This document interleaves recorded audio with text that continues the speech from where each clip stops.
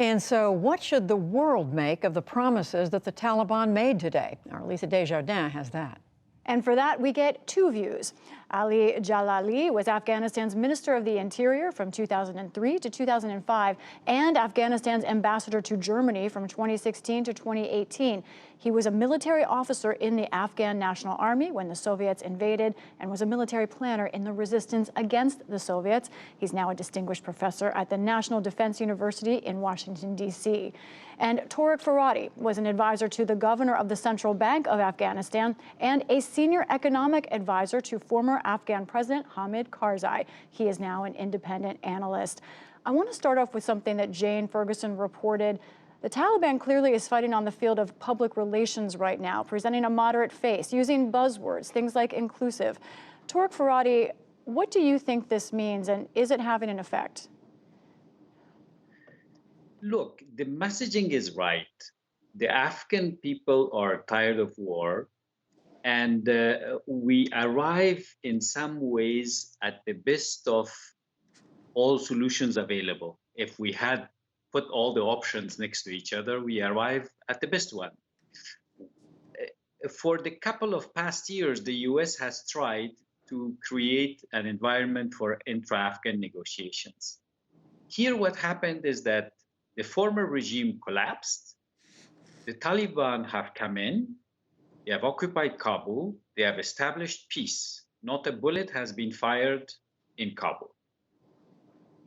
And now they're even ready to talk to each other, to others, in order to establish a government. They haven't been in a hurry to establish their government. It looks like Qatar and all the countries that have mediated are encouraging them to talk to other people. And two of the leaders, Hamid Karzai and Dr. Abdullah, issued a small video message saying they're in touch with Taliban. So the conversation is going, the tone is positive, there is mutual respect. I don't expect Mr. Karzai or Mr. Abdullah to be part of the Taliban government, but they will be respected elders, and someday they might even be part of a council, or as we call it, shura. Ali Jalali, positive tone we hear, and we just heard from Mr. Farhadi the best of all possible solutions in his view. Do you agree with that about what the Taliban is doing right now? Well, yes, it all depends how you translate these rhetorics into actions. People have very bad memories from the time that Taliban were in power, and later on in the areas that they controlled, and about their behavior. So people are in the mood of shock and anxiety and uncertainty what is going to happen. I think the people I spoke with, they want any government to come soon so that the people will have their normal life. And that will take some time. But immediately now, people are concerned about their daily life. The banks are closed and people cannot draw their money. The prices are high and the services are non-existent. These are the concern of people. But later on, I think people will see how these rhetorics of Taliban will be translated into actions. And that's what people will decide. And that's my question to both of you, is about the actions. It's something that Judy just asked Jane. The Taliban is saying they want to end the drug trade. They will keep terrorists from attacking other countries.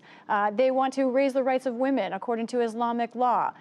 Can the Taliban be trusted? First to you, Tariq Farhadi. Again, we have no choice. The Taliban are de facto in Kabul. They're occupying the presidential palace. They gave the press conference from there. Their tone was very, very conciliatory.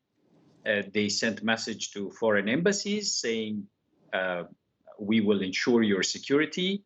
Russia, China, Turkey, and Pakistan will keep their embassies open, as well as Iran. These are the regional players. It's important, the regional players. And the United States has said we will stay in touch with the Taliban after August 31st. There might be that the United States also might agree to leave a very skinny presence there if the relationship improves between now and then. The Taliban have to pronounce some words also. They have said that they would like to give the rights of women under Islam, but they need to say that they agree to the Charter of Human Rights, to the Charter of Human Rights of the United Nations. They have to speak a little bit the international language. But the regional powers will engage with Taliban, although everyone right now is saying we will decide together, but it is most probable that China will recognize Taliban. At some point, Russia will recognize Taliban. And my view is that the United States is in a better position if it recognizes Taliban, so that the aid it provides in any case to Afghanistan goes without problems of sanctions, etc. The UN provides aid. The UN is financed by the United States. I think the United States, by engaging with Taliban, will have more leverage over Taliban. And if the United States doesn't engage with Taliban, we are manufacturing a non-state actor. Then dealing with a non-state actor is always problematic. And we will blame ourselves that something happened in that territory because we created a non-state actor. Ali Jalali, should the United States recognize the Taliban? Well, I think the United States says many times that they will recognize any government if they actually observe the international law, the human rights, and we will see if the Taliban actually, live up to the promises that they made. Currently, in their public statements, they say the right things, but it depends what will happen when they establish themselves more. Now they are not in a situation that they actually can make, statements that cause them to lose the international support. On the other hand, the one thing that is very impressive, the discipline of their fighters. That when they enter the Kabul and in other areas, they actually acted in the right way in treating the people in a more acceptable way. So I don't know what will happen in the future once they establish themselves. If the now the nice words is for winning international recognition and support, or it is going to be a change of policy or a change of their behavior from the past. I think several times they said that their ideology is the same.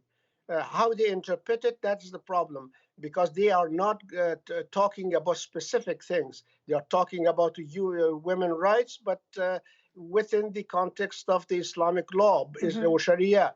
What is how they interpreted that, the Sharia, and how they are going to practically implement that? So many questions and an interesting picture that you're both painting here. A lot we need to wait and see. And of course, so many people on the ground for whom this is life and death at this moment. Thank you both, Ali Jalali and Tariq Foradi. Thank you.